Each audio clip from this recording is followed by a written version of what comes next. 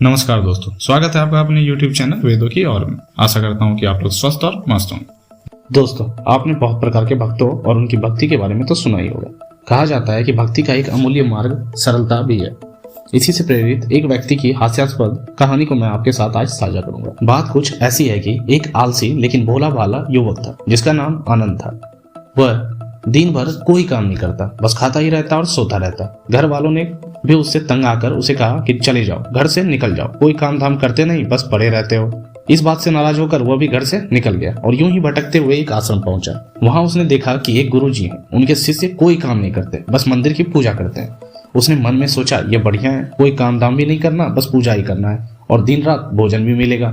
गुरुजी के पास जाकर उसने पूछा कि क्या मैं यहाँ रह सकता हूँ? इस पर गुरुजी बोले, हाँ क्यों नहीं, लेकिन मैं कोई काम नहीं कर सकता हूँ गुरुजी। कोई काम नहीं करना, बस पूजा करनी होगी। गुरुजी ने जवाब दिया। आनंद ने भी खुश होकर बोला, ठीक है तो मैं कर लूंगा। अब आनंद आश्रम में रहने लगा। ना कोई काम ना कोई धाम, बस सारा दिन खाते रहो और प्रभु भक्ति में भजन गाते रहो। महीना भर हो गया। एक दिन आई एकादशी। उसने रसोई में जाकर देखा तो खाना ही तैयार नहीं था। तो वो गुरुजी से पूछा, आज खाना नहीं बनेगा क्या? गुरुजी ने कहा, नहीं, आज तो एकादशी है, तुम्हारा भी उपवास है। इस पर वह झिझक गया और गुरुजी से बोला कि मैं उपवास नहीं कर सकता, मुझसे उपवास होगा ही नहीं, मैं तो भूखे ही मर जाऊंगा। आपने पहले क्यों नहीं बताया कि एकादशी के दिन उपवास करना होता है? गुरुजी ने भी कहा, ठीक है, तुम ना करो उपवास, पर खाना भी तुम्हारे लिए कोई और नहीं बनाएगा, तुम खुद बना लो। मरता क्या ना करता वो भी रसोई में चला गया। गुरुजी भी उसके पीछे पीछे आए और उन्होंने बोला, देखो, अगर तुम खाना बना लो तो राम जी को भोग जरूर लगा लेना और नदी के उस पार जाकर अपना रसोई बना लेना। उसने भी ठीक है कह के लकड़ी, आटा, तेल, घी, सब्जी लेकर चल दिया। जैसे तैसे खाना तो बना लिया।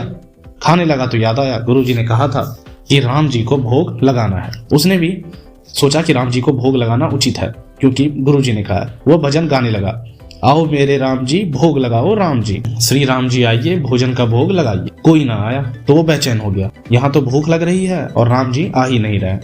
भोला मानुस जानता नहीं था कि प्रभु साक्षात तो आएंगे नहीं, पर गुरुजी की बात मानना भी जरूरी थी।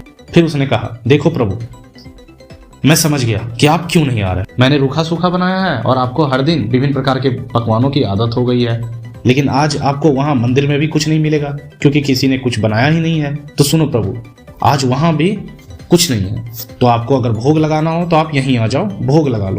श्री राम अपने भक्त की सरलता पर बड़े मुस्कुराए और माता सीता के साथ प्रकट हो गए।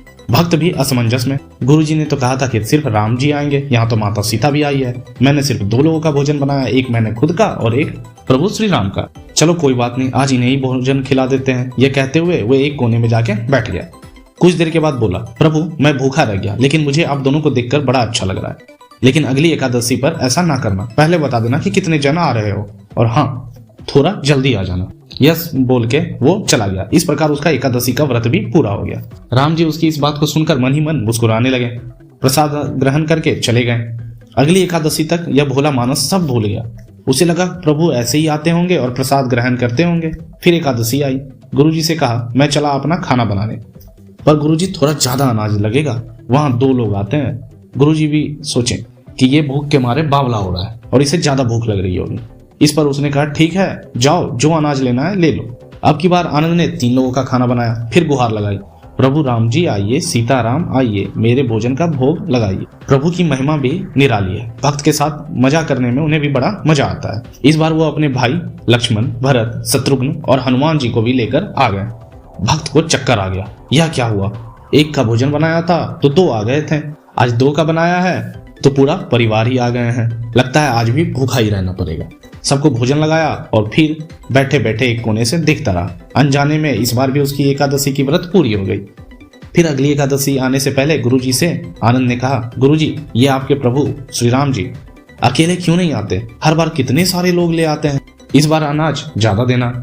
इस बात पर गुरुजी को उस पे शंका हुआ, कहीं यह अनाज बेचता तो नहीं है, देखना पड़ेगा जाकर। यह कहते ही गुरुजी आनंद को भंडार में ले गए और उन्होंने बोला कि जो लेना है, जितना लेना है ले जाओ, और उसके पीछे पीछे भी चुपचाप चल दिए और आनंद को छुपकर दूर से देखने लगे। इस बार आनंद ने सोचा, खाना पहले नहीं बनाऊंगा, पता नहीं कितने लोग आ जाएं, पहले बुला लेता हूँ फिर बनाता हूँ। फिर उसने गुहार लगाई, प्रभु राम जी आइए, श्री राम जी आइए, मेरे भोजन का भोग लगाइए। सारा राम दरबार मौजूद। इस बार तो हनुमान जी भी साथ आ गए। लेकिन यह क्या, प्रसाद तो तैयार ही नहीं है। भक्त ठहरा भोला भाला, बोला प्रभु इस बार मैंने खाना नहीं बनाया। प्रभु ने पूछा क्यों? तो इस पर आनंद ने बड़े ही सरलता से बोला, मुझे मिलेगा तो है ही नहीं, फिर क्या फायदा बनाने का, आप ही बना लो और खुद ही खा लो। राम जी मुस्कुराने लगे, सीता माता भी मंद मंद ही मुस्कुराने लगे उसके मासूम जवाब सुनकर। लक्ष्मण जी बोले, क्या करे प्रभु? प्रभु बोले, भक्त की इच्छा है, पूरी तो करनी पड़ेगी, चलो लग जाओ काम में। लक्ष्मण जी ने लकड़ी उठाई, माता सीता आटा सानने लगी। भक्त एक तरफ बैठकर देखता रहा। माता सीता रसोई बना रही थी तो कई ऋषि मुनि यक्ष गंधर्व प्रसाद लेने आने लगे। इधर गुरुजी ने देखा खाना तो बना ही नहीं, भक्त एक कोने में बैठा है। पूछा, बेटा क्या बात है, खाना क्यों नहीं बनाया? इस पर आनंद ने बोला, अच्छा किया गुरुजी जो आप आ गए, आप ही देखिए कि अब प्रभु राम के साथ कितने लोग आए हैं। इस पर गुरुजी बोले, मुझे तो कुछ नहीं दिख रहा तुम्हारे और अनाज के सिवा। इस पर भक्त ने माथा पकड़ लिया, एक तो इतनी मेहनत करवाते हैं प्रभु, भूखा भी रखते हैं। इसके बाद आनंद ने प्रभु से कहा, आप गुरुजी को क्यों नहीं दिखाई दे रहे? प्रभु बोले, मैं उन्हें नहीं दिख सकता। इस पर आनंद ने बोला, क्यों? वे तो बड़े पंडित है, ज्ञानी है, विद्वान है, उन्हें तो बहुत कुछ आता है, उनको क्यों नहीं दिखते आप? प्रभु बोले, मैं उन्हें नहीं दिख सकता। इस पर आनंद ने बोला, क्यों? वे तो बड़े पंडित हैं, ज्ञानी है, विद्वान है, उन्हें तो बहुत कुछ आता है, उनको क्यों नहीं दिखते आप? प्रभु बोले, माना कि उनको सब आता है पर वे सरल नहीं है तुम्हारी तरह, इसलिए उनको नहीं दिख सकता। आनंद ने गुरुजी से कहा, गुरुजी प्रभु कह रहे हैं आप सरल नहीं है इसलिए आपको नहीं दिखेंगे। इस बात को सुनकर गुरुजी फूट फूट कर रोने लगे। वाकई मैंने सब कुछ पाया पर सरलता नहीं पा सका, और प्रभु तो मन की सरलता से ही मिलते हैं। प्रभु प्रकट हो गए और गुरुजी को भी दर्शन दिए। इस तरह एक भक्त के कहने पर प्रभु ने रसोई भी बनाई। दोस्तों इस तरह की मजेदार कहानियों को सुनने के लिए चैनल को सब्सक्राइब कर ले और मुझे इंस्टाग्राम पर भी फॉलो कर ले, जिसका लिंक आपको डिस्क्रिप्शन बॉक्स में मिल जाएगा। वीडियो पसंद आई हो तो लाइक करना ना भूले, अपनी राय कमेंट सेक्शन में जरूर दें। धन्यवाद।